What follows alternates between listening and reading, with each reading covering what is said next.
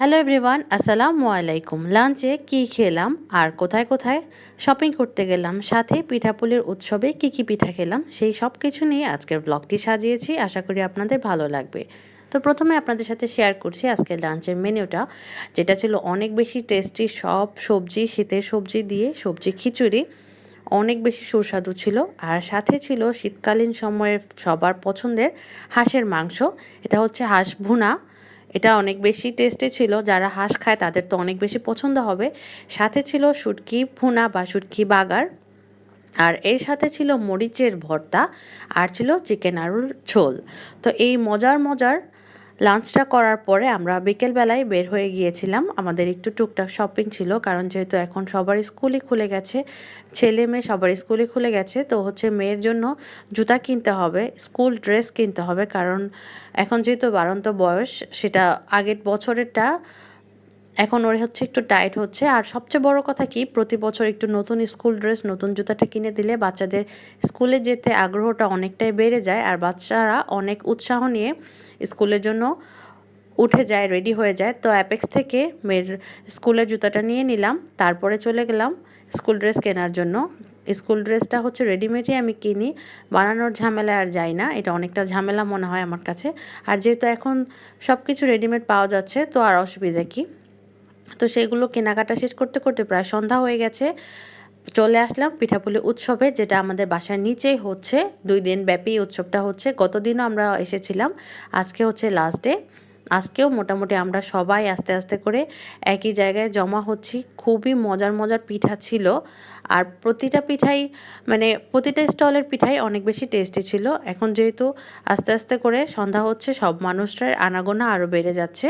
তো এখানে পিঠা ছিল, আর সাথে পিঠার কোনটার কত দাম সব কিছু এখানে আলাদাভাবে শেয়ার করা ছিল। তো আমরা সবাই এখানে পিঠা খেলাম, ফুচকা খেলাম, চটপটি খেলাম, তারপরে মিষ্টি খেলাম। মিষ্টি বলতে কেক, ডোনাট, অনেক কিছু আপনাদের সাথে একটু একটু করে শেয়ার করছি, দেখতে থাকেন, ভালো লাগবে।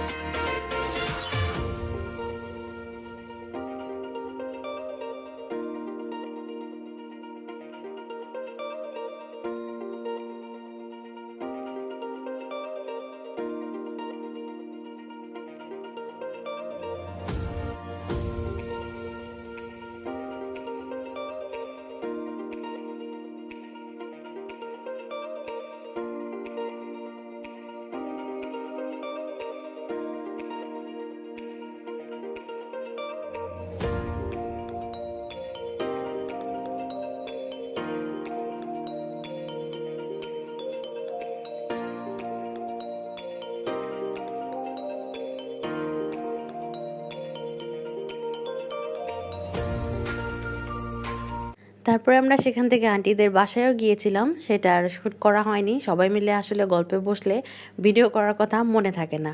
তো এখন হচ্ছে বাসায় এসে দেখি আমার ছেলেমেয়ের জন্য আমার দেবর খুবই সুন্দর সারপ্রাইজ গিফট রেডি করে রেখেছে। এই হচ্ছে পনি, আমার মেয়ের তো পনি অনেক বেশি পছন্দ। আর এই পনিটা যেহেতু বড় ছিল সে তো পেয়ে মহা খুশি। আর আমার ছেলের জন্য এই হচ্ছে জ্যাকেটটাও নিয়ে আসছে। আলহামদুলিল্লাহ, আমার ছেলেমেয়ে তো সেই অনেক খুশি। আর আমার ছেলের এই ধরনের জ্যাকেট অনেক পছন্দ, ওই জন্য ওর চাচা ওকে এটা গিফট করলো। তো বাসায় চলে আসলাম, বাসায় চলে এসে আস্তে আস্তে করে টিফিনের যে আইটেমগুলো এনেছিলাম সেগুলো একটু গুছিয়ে রাখছি।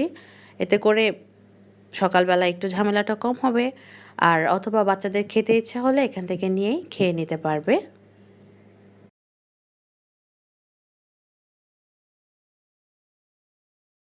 তো এখন হচ্ছে স্কুল ড্রেস যেটা এনেছিলাম সেটার ট্যাগগুলো ছুটিয়ে রাখলাম, রেডি করে রাখলাম সকালবেলা যাতে কোনো ঝামেলা না হয়। ইভেন জুতার বক্স টক্স সব কিছু ফেলে দিলাম, মোজাটাও রেডি করে রাখলাম যাতে সকালে কোনো প্রকার কোনো পেরেশানি আমার না হয়। এভাবে করেই একটা সুন্দর সময় সবাই মিলে পার করলাম।